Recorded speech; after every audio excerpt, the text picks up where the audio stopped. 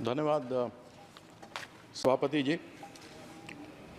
खेल और खिलाड़ी की कोई जात नहीं होती, ना उसका कोई मज़हब होता है, और इसलिए शायद राजनीतिक पार्टियां खेल को उतना महत्व नहीं देती जितना देना चाहिए।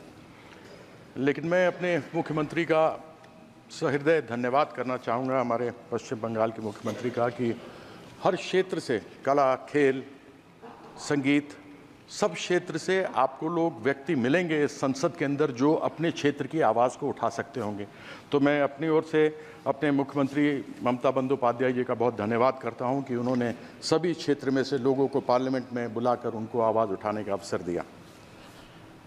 और क्योंकि खेल और खिलाड़ी की कोई जात और मज़हब नहीं होती, इसलिए राजनीतिक लोग भी इसको ज़्यादा गंभीरता से नहीं लेते। अभी संजय जायसवाल जी हैं कि चले गए? चले गए। वो बोल रहे थे जब हम बात करेंगे तैयारी की तो आपको तो दर्द होगा, विपक्ष को दर्द तो होगा।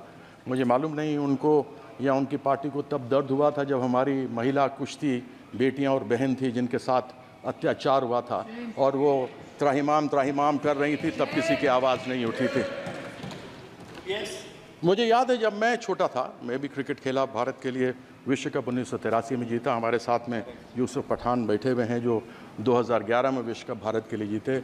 हमारे कप्तान फुटबॉल के, भारत के कप्तान बैठे हुए हैं, पद्मश्री लिए हुए प्रसून बैनर्जी, सब यहाँ बैठे हैं। मुझे भी याद है जब मैं छोटा था और उस समय क्रिकेट में पैसा नहीं था तो हम लोग 3rd क्लास ट्रेन की बोगी में जाया करते थे।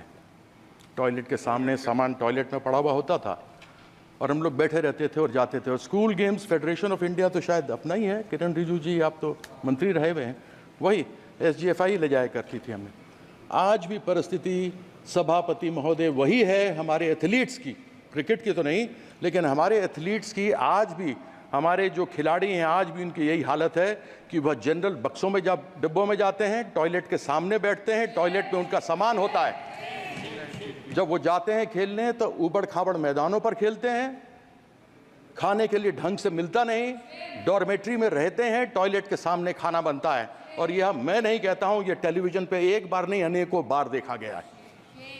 हम बात करते हैं हमारी प्रिपेयर्डनेस क्या है।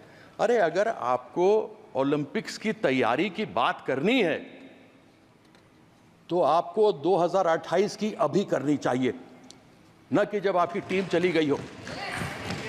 ओलंपिक्स की तैयारी, खेल लोग समझते हैं खेल ऐसा ही है।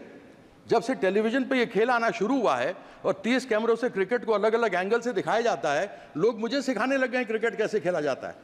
उनको मालूम नहीं कि जब जेफ थॉम्सन 100 की स्पीड पर गेंद करता था, सुनील गावस्कर सामने होता था, या सचिन तेंदुलकर एक तरफ हो और ब्रेटली दूसरी तरफ हो, तो 0.42 सेकेंड्स गेंद को निकलने में, बल्लेबाज तक पहुंचने में, और 0.38 सेकंड्स बल्लेबाज को तय करने में कि मैं फ्रंट फुट पर जाऊं, बैक फुट पर जाऊं, हुक करूं, कट करूं, पुल करूं, क्या करूं।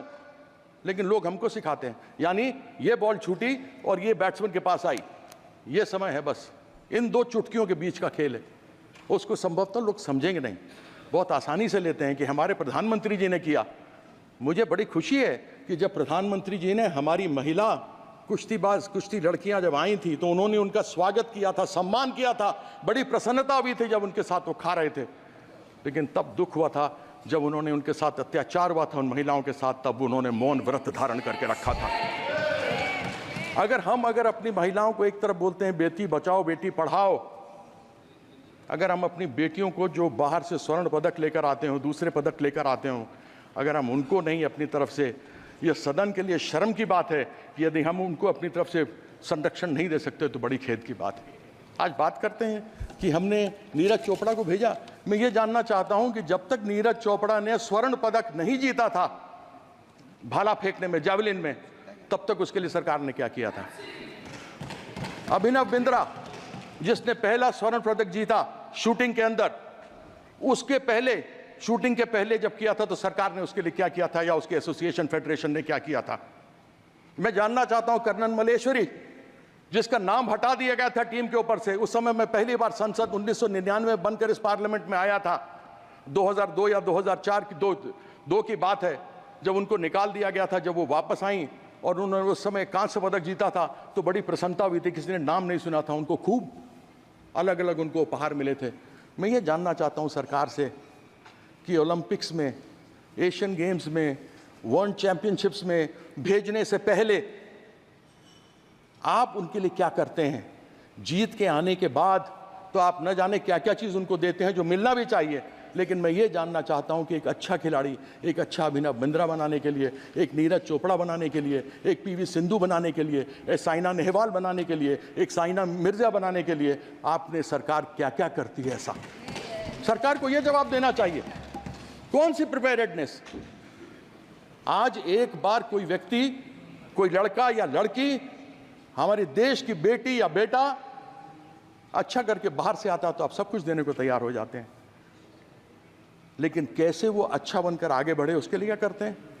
साई में स्पोर्ट्स अथॉरिटी ऑफ इंडिया, भारतीय खेल प्राधिकरण, कहाँ है कोचेस, कहाँ है प्रशिक्षक?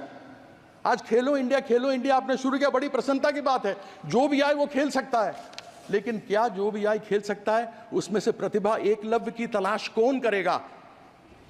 उसके लिए कोई व्यवस्था है क्या? उसकी व्यवस्था नहीं होती। उसकी व्यवस्था इसलिए नहीं होती क्योंकि यहाँ पर जितने जगह प्रशिक्षकों के, कोचेस के खाली पड़े हुए हैं, 70% से अधिक लोगों के जगह खाली पड़े हुए हैं प्रशिक्षकों के। मुझे याद है मैं नेशनल इंस्टीट्यूट ऑफ स्पोर्ट्स में जाता था, एक national institute of sports Patiala था जहाँ पर कोचेस तैयार किए जाते थे। ये राष्ट्रीय स्टेडियम, नेशनल स्टेडियम, इस नेशनल स्टेडियम के अंदर cricket, hockey, football, basketball, badminton सब खेल खेले जाते थे और सबके प्रशिक्षक होते थे। हम लोग को प्रशिक्षण मिलती थी, हम लोग वहाँ सीखते थे और सीखने के बाद आगे बढ़ करके खेलते थे। आज वो परिस्थिति कहाँ है? इसलिए क्योंकि इसका कोई भी अपना वो नहीं है। मैं अधिक बातों को न रखते हुए अपनी बात को यहाँ पर समाप्त करता हूँ। मैं अभी एक रिजिजू जी ने कहा कि खेल संघ वाले हैं सभापति महोदय कि वो आपस में चुनाव लड़ते हैं तो उनकी आपस में लड़ाई तो होगी, तो आप यहाँ क्या खाक मारने के लिए बैठे हैं? स्पोर्ट्स मिनिस्ट्री किस लिए बैठी हुई है कि यदि आप उन लड़ाइयों को सुधार करके उन जो प्रतिभावान लोग हैं उनको आगे नहीं भेज सकते तो फिर आपका फ़ायदा क्या है?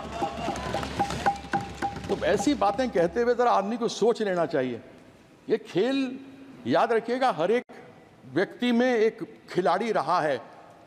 बचपन से जब बड़े हुए हैं ना तो कोई ना कोई हमने खेल खेला है, चाहे गुल्ली डंडा खेला है, चाहे खो खो खेला है, चाहे हॉकी खेला है, हमने कोई ना कोई खेल खेला है। हम सबों के अंदर एक खिलाड़ी का दिल होता है और एक खिलाड़ी के दिल में ये बात होती है कि वो खिलाड़ी खेल और खेल की भावना को साथ में रखता है, जात और मजहब की बात नहीं करता।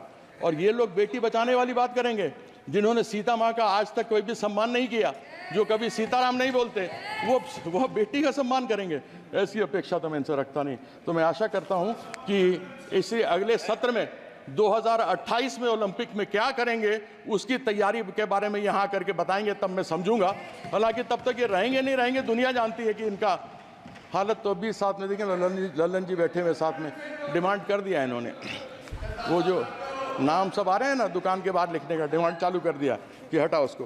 तो मैं एक बार पुनः धन्यवाद करता हूँ, आपने मुझे अवसर दिया, बहुत बहुत धन्यवाद।